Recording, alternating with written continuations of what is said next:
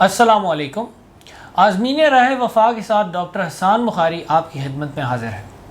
آج 3 ذی الحج ہے اور جس شہید کا ذکر ہم آج کریں گے وہ 3 ذی الحج کو ہی مرتبہ شہادت پر فائز ہوا۔ ذی الحج کے بارے میں حضرت محمد صلی اللہ علیہ وسلم کی ایک حدیث سے آغاز کلام کروں گا۔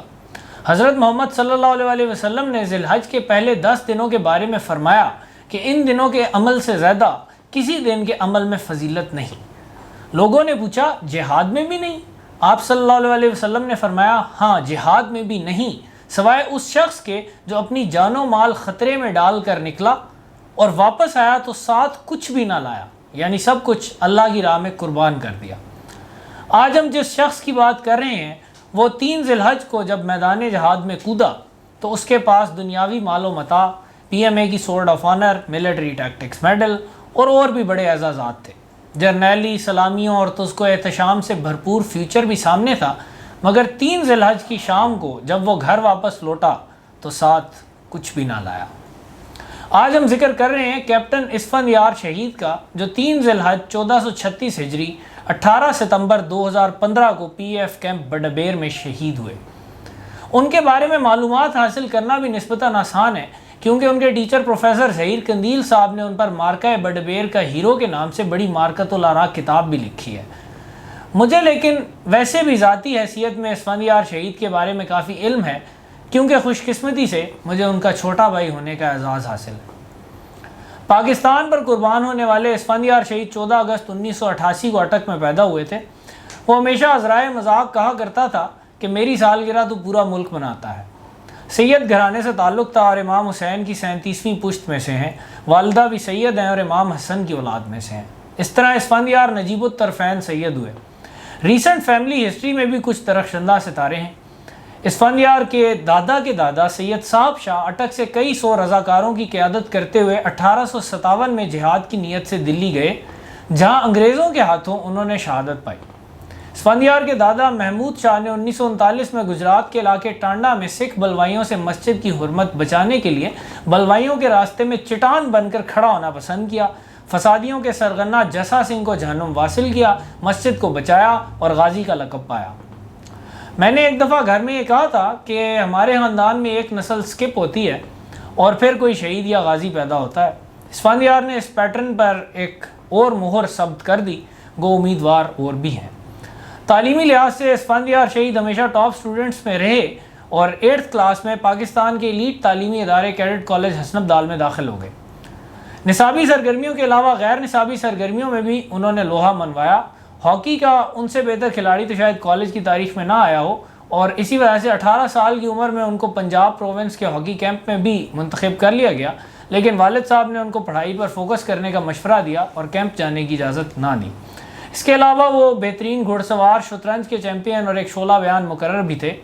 ادب سے بھی لگاؤ تھا اور 5 سالوں میں اردو اور انگریزی زبانوں میں کالج کے رسالے ابدالین میں ان کی 9 تحریریں چھپی تو خیر زیادہ تھیں، مگر اپنی کچھ تحریریں انہوں نے اپنے دوستوں کو گفٹ کر دی تھیں اور وہ پھر ان کے نام سے چھپیں۔ وہ کالج میگزین کے اردو سیکشن کے کو ایڈیٹر بھی بنے اور جناب ونگ کے ونگ کمانڈر بھی۔ فیملی تو ان کی ڈاکٹروں سے بھری ہوئی تھی، مگر انہوں نے پاک فوج کو چنا۔ فیملی میں اکثر لوگوں نے اس فیصلے کی مخالفت کی، جن میں میں خود بھی شامل تھا، مگر ان کے سر پر جہاد کی دھند سوار تھی اور ان کے خیال میں جہاد فی سبیل اللہ کا سب سے بہتر راستہ سپاہ گری اور جہاد بالسیف تھا۔ چنانچہ انہوں نے کسی کی نہ سنی اور نومبر 2006 میں PMA کے 118 لانگ کورس میں داخل ہو گئے۔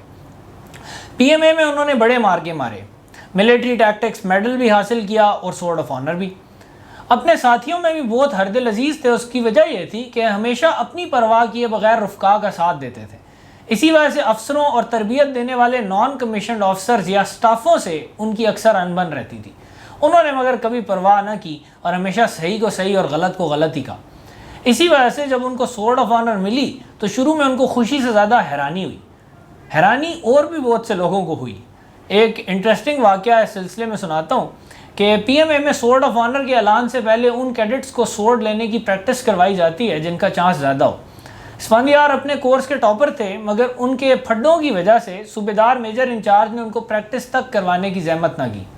اس وجہ سے اعلان کے بعد ان صوبیدار میجر صاحب کو افسران بالا سے ٹھیک ٹھاک ڈانٹ سننا پڑی۔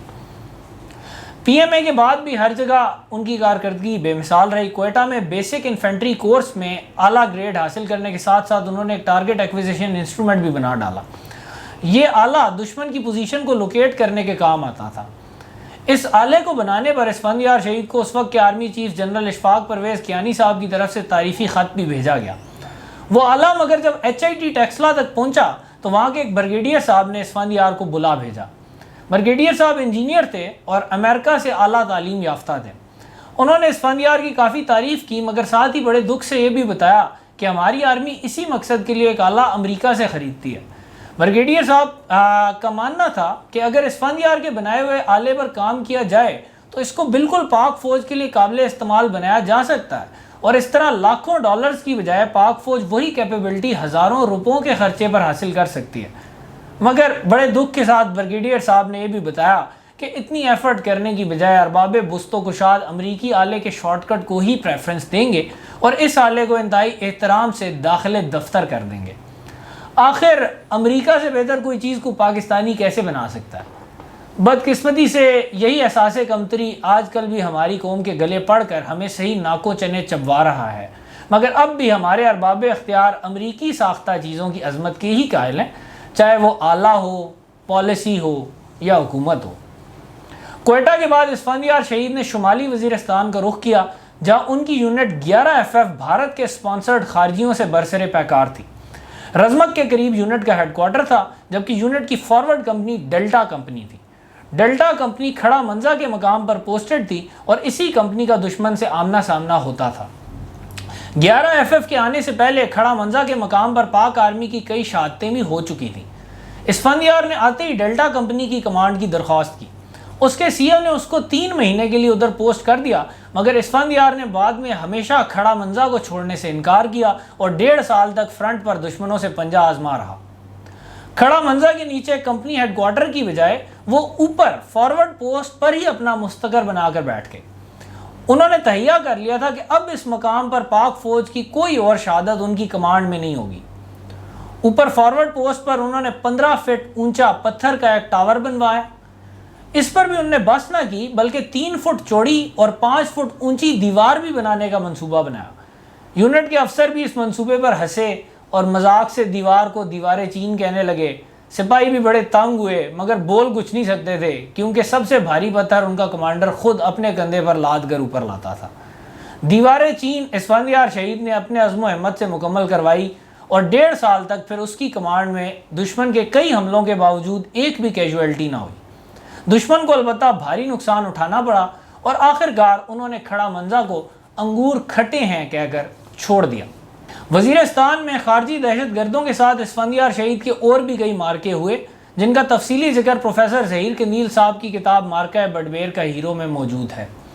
ان مارکوں کی تفصیل میں ابھی گیا تو ویڈیو بہت لمبی ہو جائے گی، بس اتنا کہوں گا کہ اسفندیار شہید کے وزیرستان میں سٹے کے دوران 11 FF اور خاص کر اس کی ڈیلٹا کمپنی نے 20 دہشت گردوں کو ہلاک کیا، مگر 1.5 سال میں ان کی اپنی ایک کیجویلٹی بھی نہ ہوئی، اور یہ تھا کمال بہادرانہ لیڈرشپ کا جو اسفندیار نے خود فارورڈ پوسٹ پر 1.5 سال بیٹھ کر فراہم کی۔ اب کچھ ذکر کرتا ہوں اسفندیار شہید کی پرسنالٹی اور ان کی فلسفی آف لائف کا۔ ان کے 3 کیریکٹر ٹریٹ ان کو ممتاز بنا گئے، یہ تھے ایمان، کانفیڈنس اور انیشیٹو۔ اسفندیار کی پرسنالٹی کی بنیاد اسلامی نظریے اور فیتھ پر تھی۔ اسی ایمان نے اس کو شوق شہادت دیا جو اس کو پاک فوج میں لے گیا۔ اسفندیار شہید نے پیدائشی مسلمانوں کی طرح دین کو فار گرانٹڈ لینے کی بجائے اس کو خود پڑھا۔ اس سلسلے میں ان کو اپنی والدہ کی بھی بڑی رہنمائی حاصل رہی، جو خود بھی گزشتہ 30 سالوں سے قرآن اور تعلیم دین کے ساتھ وابستہ ہیں۔ اسفندیار کے ذہن میں بھی ہر ذہین انسان کی طرح بڑے سوالات اٹھتے تھے، لیکن اس نے بڑی محنت اور ریسرچ کے ذریعے ان سوالات کے جواب ڈھونڈے اور دین کو مکمل شرح صدر کے ساتھ اپنایا۔ دین کی اس ڈسکوری نے اس میں بڑی خود اعتمادی اور کانفیڈنس کو جنم دیا۔ وہ یہ چیز بھی سیکھ گیا کہ علم اور ایکسیلنس کی راہ میں شارٹ کٹس نہیں ہوتے، اور صرف محنت اور ول پاور کے ذریعے ہی کامیابی حاصل کی جا سکتی ہے۔ اس کے نزدیک اللہ کے دین کو فتح دلانے اور شہادت کا رتبہ پانے سے بڑی کامیابی اور کوئی نہ تھی۔ اللہ کے خوف کے علاوہ کوئی اور خوف نہ رہا تھا، نہ افسر کا خوف، نہ دشمن کی گولی کا خوف۔ اس بے خوفی نے اس کی جھجک ختم کر دی اور اس میں بے تحاشا بہادری پیدا کر دی۔ اب نہ تو وہ افسر کے منہ پر کلمہ حق کہنے سے ڈرتا تھا اور نہ ہی گولیوں کی بارش میں کودنے سے۔ اسفندیار کے فیتھ اور کانفیڈنس نے مل کر اس میں انیشیٹو کی خصوصیت کو بھی دو چند کر دیا۔ انیشیٹو کا مطلب ہے کہ آگے بڑھ کر حالات کو اپنے قابو میں کر لینا اور اپنی امیجینیشن استعمال کر کے اپنی مرضی کے نئے حالات پیدا کرنا۔ یہ کوالٹی اس میں بہت بچپن سے ہی موجود تھی۔ معظم علی ثاقب صاحب جو کیڈٹ کالج حسن ابدال میں اس کے ٹیچر رہے نے اس کے بارے میں کہا تھا کہ اسفندیار کی ترجیح ہوتی تھی کہ مسائل کے سر اٹھانے سے پہلے ہی ان کا خاتمہ کر دیا جائے، نہ کہ اس وقت جب پانی سر سے اونچا ہو جائے۔ مگر بعد میں یہ انیشیٹو کی کوالٹی اتنی مضبوط ہو گئی کہ اس نے اسفندیار کو لیڈرشپ کی فیلڈ میں ایکسیلنس کا نمونہ بنا دیا۔ 18 ستمبر 2015 کو اسفندیار شہید کی یہ تمام کوالٹیز بہت زیادہ عیاں ہو کر سامنے آئیں۔ صبح 14 خارجیوں نے پی ایف کیمپ بڈبیر پر دھاوا بول دیا۔ ملک کے اندر کسی بھی ٹارگٹ پر تعداد کے لحاظ سے یہ دہشت گردوں کا سب سے بڑا حملہ تھا۔ یاد رہے کہ دسمبر 2014 میں اے پی ایس کے المناک ثانیے میں 7 دہشت گردوں نے کارروائی کی تھی۔ یہاں 14 بہترین تربیت یافتہ خارجی آ گئے۔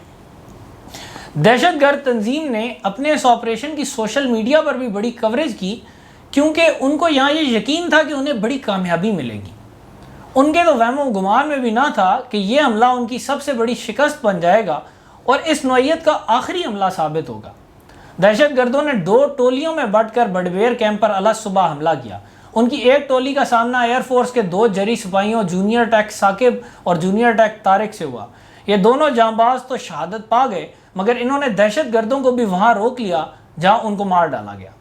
دوسری ٹولی مگر اندر گھسنے میں کامیاب ہو گئی اور پہلا نشانہ ہی انہوں نے مسجد میں فجر کے نمازیوں کو بنایا۔ اس امر سے ہی ان خارجیوں کے اسلام کی کلائی کھل جاتی ہے۔ کیپٹن اسفندیار شہید اس وقت پشاور میں 102 برگیڈ میں G3 کے عہدے پر فائز تھے۔ یہ بہت اہم پوسٹ ہے، مگر یہ سٹاف آفسر کی پوسٹ ہے۔ سٹاف آفسرز کا تعلق فوج کی پلاننگ اور آرگنائزیشن سے ہوتا ہے اور یوزلی وہ خود براہ راست لڑائی میں حصہ نہیں لیتے۔ چند دن پہلے ہی G3 کی حیثیت سے اسفندیار شہید نے پشاور ریجن کی ایک جامع سیکیورٹی رپورٹ تیار کی تھی اور بڈبیر کو خاص طور پر ولنریبل پوائنٹ قرار دے کر اس کی سیکیورٹی امپروو کرنے کی سفارشات دی تھیں۔ ابھی تک مگر اس کی سفارشات پر عمل نہ ہو سکا تھا۔ 18 ستمبر کی صبح دہشت گردوں کے حملے کی اطلاع ملتے ہی اسفندیار شہید فوراً اپنے کمانڈر بریگیڈیئر عنایت صاحب کے ساتھ صبح 6:15 بجے بڈبیر پہنچ گئے۔ اس وقت تک دہشت گرد مسجد کو تاراج کرنے کے بعد بیرکوں کے ارد گرد چھپے ہوئے تھے اور سخت فائرنگ جاری تھی۔ وہاں موجود 12 پنجاب اور 15 بلوچ کے آفسرز کا خیال تھا کہ کمانڈوز کے آنے تک دہشت گردوں کو روک کر رکھا جائے، مگر اسفندیار نے اس رائے کو مسترد کر دیا۔ وہ بھانپ گئے کہ دہشت گرد رہائشی کالونی میں اے پی ایس سے کہیں بڑی قتل و غارت کرنے آئے ہیں اور اگر انہیں فوراً تلف نہ کیا گیا تو وہ یقیناً کالونی میں گھسنے میں کامیاب ہو جائیں گے۔ اسفندیار کو موت کا کوئی خوف تو تھا نہیں، وہ دشمن سے ہر قیمت پر انیشیٹو چھیننا چاہتے تھے۔ انہوں نے بریگیڈیئر عنایت سے درخواست کی کہ سٹاف افسر ہونے کے باوجود ان کو کمانڈ دی جائے۔ بریگیڈیئر عنایت نے بادلے نخواستہ اجازت دے دی، کیونکہ ان کو بھی صاف نظر آ رہا تھا کہ بڑا قیمتی وقت پہلے ہی ہاتھ سے نکل چکا ہے اور اب فوری ایکشن کی ضرورت ہے۔ اسفندیار نے سب سے پہلے تو بختر بند گاڑی میں بیٹھ کر اپنی طرف دشمنوں کا فائر ڈائیورٹ کرایا تاکہ دشمن کی پوزیشن کا پتہ چلایا جا سکے۔ پھر انہوں نے فوراً تمام راستوں کو اپنے قبضے میں لے کر دہشت گردوں کو بیرکس کے گرد ایک تنگ علاقے میں محدود کر دیا۔ اب انہیں کہا گیا کہ اب سچویشن کافی حد تک سیکیور ہو چکی ہے، مگر اسفندیار شہید نے اختلاف کیا اور سیف شارٹ کٹ لینے سے صاف انکار کر دیا۔ اسفندیار کے مطابق اب وہ دہشت گردوں سے انیشیٹو چھیننے میں کامیاب ہو چکے تھے اور ابھی تو وقت تھا ایڈوانٹیج پریس کرنے کا۔ مسئلہ مگر یہ تھا کہ اب تمام بیرکس خود ہی کلیئر کرنی تھی، کیونکہ اس علاقے میں دہشت گردوں کے علاوہ ایئر فورس کے کئی جوان بھی پھنسے ہوئے تھے۔ گولیوں کی بارش میں کوئی اور اترنا تو چاہتا تھا نہیں اور اسی لیے باقی سب اسفندیار کو بھی منع کر رہے تھے، مگر وہ مومن ہی کیا جو ڈر جائے حالات کے خونی منظر سے۔ اسفندیار اپنے سپاہیوں کو لیڈ کرتے ہوئے آگ میں کود پڑے اور چن چن کر دہشت گردوں کو بھسم کر ڈالا۔ 8 بجے کے قریب 13 دہشت گردوں کی لاشیں گرائی جا چکی تھیں اور اسفندیار سمجھے کہ مشن کمپلیٹ ہو گیا، مگر پھر ان کو وائرلیس پر اطلاع دی گئی کہ سیل فون انٹیلیجنس کے مطابق دہشت گردوں کا ایک بندہ ابھی بھی ایکٹیو ہے۔ اسفندیار نے اس کو لوکیٹ کیا اور ایک بار پھر خود آگے سے لیڈ کیا۔ کراس فائر میں دہشت گرد مارا گیا، مگر پاک فوج کے اس دلیر افسر کو بھی سینے میں 2 گولیاں لگیں۔ شدید زخمی حالت میں ان کو ایویکویٹ کرنے کی کوشش کی گئی، مگر اس سے پہلے ہی اسفندیار نے جام شہادت پی کر اپنا مقصد حیات پا لیا۔ جب اسفندیار شہید نے بڈبیر میں کمانڈ سنبھالی تو اس وقت تک ہمارے 28 افراد شہید اور 29 زخمی ہو چکے تھے اور دہشت گرد دندناتے پھیر رہے تھے۔ ان کے کمانڈ سنبھالنے کے بعد صرف 2 مزید زخمی ہوئے اور شہید صرف وہی ایک سپوت ہوا جو آگ و خون کے طوفان میں فرنٹ سے قیادت کرتا رہا۔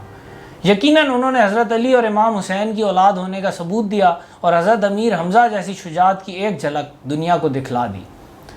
میرے چارہ گھر کو نوید ہو، صفِ دشمناں کو خبر کرو، وہ جو قرض رکھتے تھے جان پر وہ حساب آج چکا دیا۔ جو رکے تو کوہ گراں تھے ہم، جو چلے تو جہاں سے گزر گئے، رہے یار ہم نے قدم قدم تجھے یادگار بنا دیا۔ بچپن سے اسفندیار کو سورہ الفجر سے بہت لگاؤ تھا، خاص طور پر اس کی آخری 4 آیات اس کو بہت فیسینیٹ کرتی تھیں۔ یا ایتھا النفس المطمئنہ ارجعی الی ربکی راضیۃ مرضیہ فادخلی فی عبادی وادخلی جنتی۔ اللہ تعالیٰ ان کو بھی اسی طرح قبول فرمائے، آمین۔ اسفندیار شہید کی فیملی نے ان کی شہادت پر صبر کا مظاہرہ کیا۔ جب ان کے والد صاحب کو میڈیا کے ایک نمائندے نے ان سے تاثرات پوچھے تو انہوں نے رونے دھونے کی بجائے ملک کے حکمرانوں سے اپیل کی اور کہا کہ جب ایک طرف ملک کے بچے اپنی جانیں نثار کر رہے ہیں تو حکمران بھی اپنے حصے کا کام کریں اور کرپشن کا تدارک کریں۔ کرپشن ایک ایسا ناسور ہے جس نے ہمارے ملک کو اپاہج کر دیا ہے۔ جب تک کرپشن ختم نہ ہوگی ملک ترقی کی طرف ایک قدم بھی نہیں بڑھا پائے گا اور اسفندیار جیسے شہیدوں کا لہو رائے گاں جاتا رہے گا۔ اب تو خیر زمانہ نرالا ہے اور ہمارے ارباب اختیار آج کل یہ کہتے پھرتے ہیں کہ زیادہ کرپشن ہوگی تو زیادہ ترقی ہوگی۔ اس طرح کے لوگ تو شاید شہیدوں کے لہو کو بھی ڈالرز میں ہی تولیں گے۔ شاید اسی لیے بڑے اصرار سے پروفیسر ظہیر قندیل صاحب کی کتاب کے پہلے صفحے پر اسفندیار شہید کے والد نے یہ شعر لکھوایا تھا کہ نظر اللہ پر رکھتا ہے مسلمان غیور، موت کیا ہے فقط عالم مانی کا سفر، ان شہیدوں کی دیت اہل کلیسا سے نہ مانگ، ہے خون جن کا قدر و قیمت میں حرم سے بڑھ کر۔ کیڈٹ کالج حسن ابدال میں انہوں نے اپنے ایک دوست فردوس جمال کی ڈائری میں لکھا تھا when you believe that you can then you can and then you must۔ ایک سچے مومن کی طرح انہوں نے اپنے قول کو عمل سے نبھایا، مگر یہ بات وہی سمجھتے ہیں جو شہادت کے فلسفے اور غزا کی محنت کو سمجھتے ہیں، جو سمجھتے ہیں کہ پاکستان اسلامی نظریے سے ہے اور اس کے بنا کچھ بھی نہیں، جو سمجھتے ہیں کہ مسلمان ضرور آزمائے جائیں گے بھوک سے اور خوف سے اور جان و مال کے نقصان سے، جو سمجھتے ہیں کہ ذہنی غلامی کے بتوں کو پاش پاش کر کے اور صرف ایک اللہ کی مکمل غلامی قبول کرنے میں ہی حقیقی آزادی پنہاں ہے، اتناب برطرف جو سمجھتے ہیں اسفندیار کی کاز کو، اس کی موٹیویشن کو، اس کی بے چینی اور اس کے سکون کو، اس کے ایمان اور اس کے جنون کو۔ اسفندیار کی کاز میں یقین رکھنے والوں کے کانوں میں اس کے الفاظ when you believe that you can then you can and then you must آج بھی گونجتے ہیں۔ اس کا خون ایک پرسپیکٹو اور ایک سوچ کو جنم دے گیا ہے۔ شہید زندہ ہوتے ہیں، بلکہ شاید زندہ سے کچھ زیادہ ہی ہوتے ہیں۔ ان کی انسپائریشن ایک ایسے دیے کی طرح ہے جو کبھی بجھایا نہیں جا سکتا۔ شعور رکھنے والے ان کی ریلیونس محسوس کر سکتے ہیں اور ان کا پرسپیکٹو دیکھ سکتے ہیں۔ یہ perspective spirit of hard work اور سیکریفائس کو جنم دیتا ہے۔ اسی سے وہ ول پاور نکلتی ہے جو انقلابات لانے کا موجب بنتی ہے۔ عظیم فلاسفر اقبال اس قوت سے بہت اچھی طرح واقف تھے اور انہوں نے فرمایا تھا نہ تخت و تاج میں نہ لشکر و سپاہ میں ہے جو بات مرد قلندر کی بارگاہ میں ہے، صنم کدا ہے جہاں اور مرد حق ہے خلیل، یہ نکتہ وہی ہے جو پوشیدہ لا الہ میں ہے، وہی جہاں ہے جس کو تو کرے پیدا، یہ سنگ و خشت نہیں جو تیری نگاہ میں ہے، خبر ملی ہے خدایان بحر و بر سے مجھے، فرنگ راہ گزر سیل بے پناہ میں ہے۔ ڈاکٹر حسان بخاری کو اجازت دیجیے، شکریہ۔